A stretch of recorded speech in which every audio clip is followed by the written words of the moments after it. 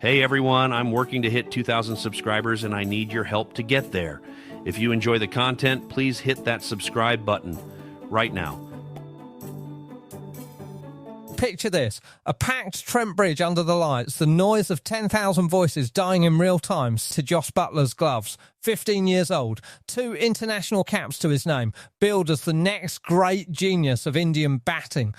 A batting prodigy so hyped that grown men in the crowd were filming his walk to the crease like it was a royal appearance. And then Jofra Archer runs in 90 miles an hour, short and vicious, and Vaibhav Suryavanshi gloves it straight to the keeper. Just like that. Gone. Welcome to men's cricket, kid. That single moment tells you everything you need to know about what happened on this extraordinary. It wasn't just a defeat for India. It wasn't just England taking a 2-0 lead in this T20 series. It was a full-scale, record-breaking demolition job. The kind of result that gets replayed on highlight reels for years. The kind of night that changes careers and reputations in the space of 11 overs. India, the reigning world champions, the team that strolls into most grounds around the globe like they own the place, were bowled out for 76. 76 in a run chase of 202.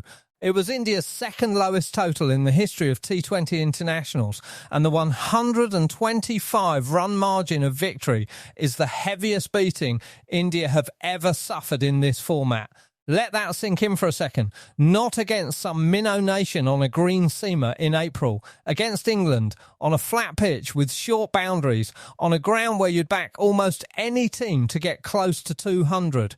India didn't get close to anything except embarrassment. So how did we get here?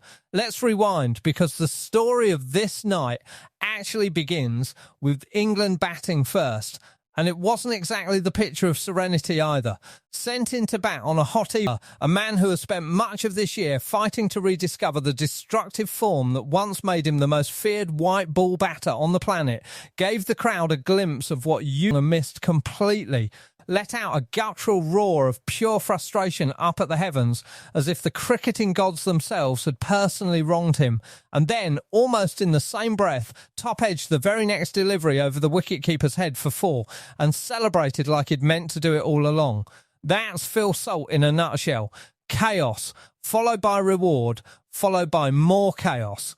17 runs from his first 19 deliveries told you just how much of a battle it was for him early on.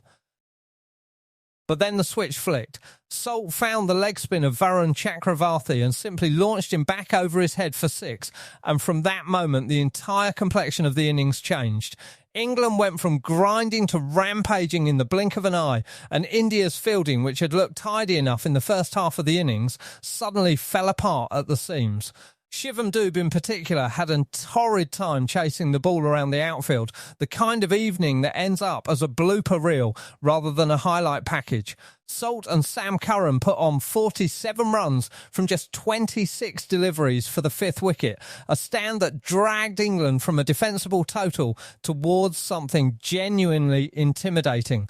Salt eventually fell for 70 off just 44 balls, slicing the left arm spin of Axar Patel straight to a grateful fielder at backward point, but by then the damage was done, the tone had been set, and Sam Curran was only just getting started. And here's a name worth paying close attention to going forward, because Curran has quietly been building one of the most compelling subplots of England's entire summer. With Ben Stokes having stepped away from international cricket mid-series, the vacancy at the heart of England's all-format plans has never felt more real, and Curran, ever the man for the big moment, has positioned himself as a genuine contender to fill that void in the Test side. On this night, he showed exactly why. 35 runs off just 17 balls in company with Will Jacks, then an unbeaten 41 from 24 deliveries to finish the innings. All delivered with that unmistakable Curran swagger, the sense that the bigger the stage, the more he seems to enjoy himself. England finished on 201 for 7, a total that on paper, on a ground with short boundaries and a flat surface, looked entirely gettable. Par, if anything, maybe even a touch below par, given the carnage England themselves had just inflicted with the bat. Which brings us back to where we started, because what happened next wasn't just a good bowling performance. It was a public execution. England needed early wickets, and they got them with a ruthlessness that bordered on cruelty. Jofra Archer, a man who has spent years fighting his own body just to be fit enough to play the sport he loves, took the new ball and immediately made it clear this wasn't going to be a normal night for India's top order. Abhishek Sharma, Ishan Kishan and Shreyas Iyer were all sent packing in near identical fashion, all caught in the deep square of the wicket as India's much-vaunted top order simply could not lay a bat on the moving, bouncing ball. Three of the most destructive batters in world cricket reduced to feeding catching fielders because they had no answer to genuine pace and hostility. But it was the Suryavanshi passage of play that will live longest in the memory. This is a 15-year-old who arrived in England with a reputation that precedes almost any teenager in the sport's history. A batting phenomenon whose numbers back home have made experienced judges reach for words like generational. He came out swinging, as you'd expect from a talent that fearless. Slicing the second ball, he faced off Archer away over third man for 6.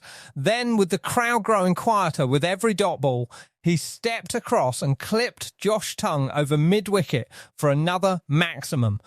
2 balls, 2 sixes, and for a fleeting moment it looked as though the hype might just be justified in real time, right in front of our eyes. And then England did what good teams do. They adjusted. Archer came back with the short ball, a genuine 90-mile-an-hour bouncer, the kind of delivery that has ended careers and humbled legends, and Suryavanshi, for all his precocious talent, simply couldn't get out of the way in time. The glove, the deflection, Butler's gloves closing around it, out 13 runs to his name, and a lesson in the unforgiving nature of international cricket delivered in the cruelest possible way, live in front of a sold-out crowd and everyone watching at home. Before the power play had even finished, Archer struck again, this time removing Tilak Varma caught behind, and with that wicket, history was made in the most unwanted way possible for India. It marked the first time in the history of men's T20 internationals that India had lost 5 wickets inside the power play. 5 wickets, 6 overs. A world champion side reduced to rubble before the game was even a third of the way through.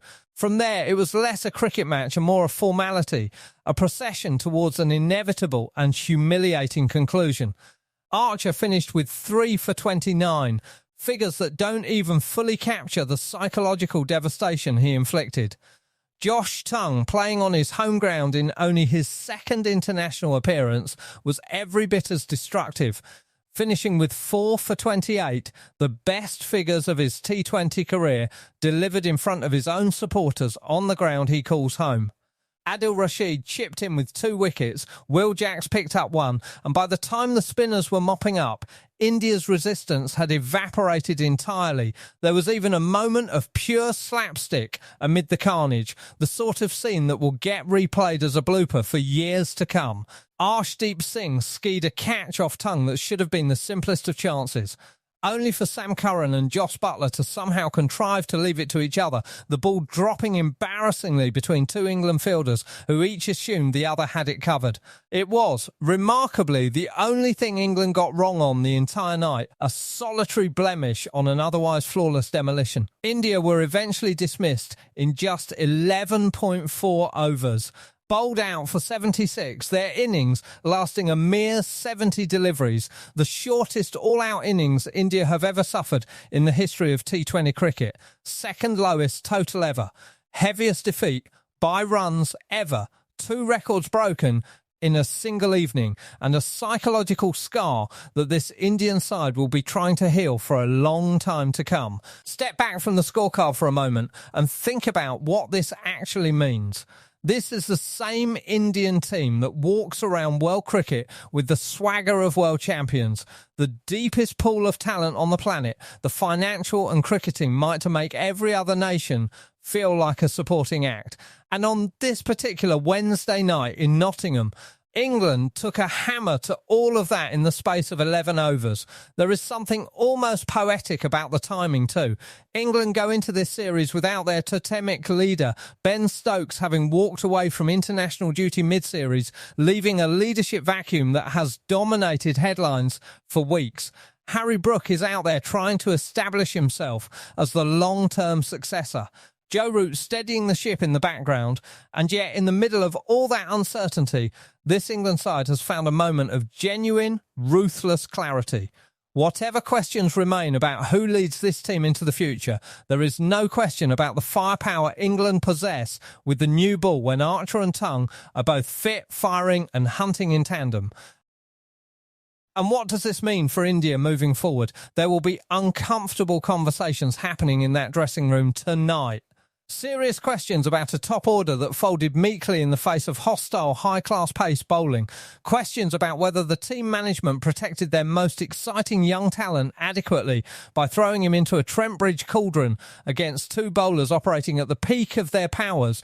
And broader questions about whether this India side, for all its undoubted talent, has a real answer to genuine, sustained pace when the ball is banged in short and hard. These are not small questions. These are the kind of questions that get asked after a result like this, the kind that linger through team meetings and team selection for the rest of a series and beyond. For England, meanwhile, the mood could not be more different. Thoughts down in the comments. We read every single one of them, and let us know if you think England can go on and finish the job in Bristol on Thursday.